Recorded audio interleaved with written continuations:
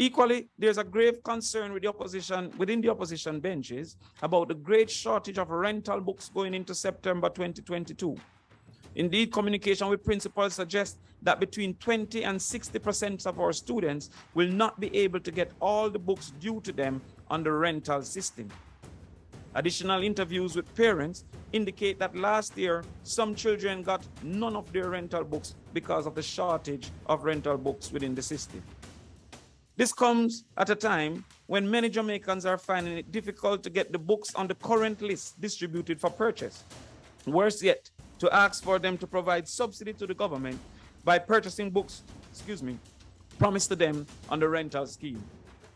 My research of principals suggests that the shortage of books increases as one moves away from traditional schools to non-traditional schools.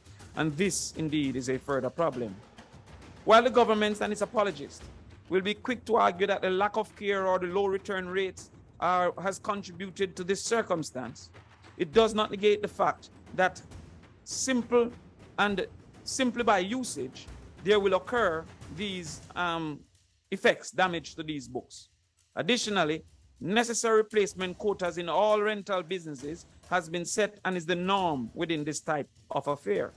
The program is additionally extremely underfunded. To this extent, we believe that there are solutions that a group bankrupt of ideas is not seeing. These include: 1, immediately invest $2 billion in replenishing the book stock in the rental scheme. 2, seek arrangements with textbook publishers to access online versions which parents may choose to print, therefore removing the current child dependence on care of the previous child. 3, based on curriculum needs, allow parents using technology to purchase chapters as it becomes necessary, thus extending the cost over a period of time and not having the full cost immediately.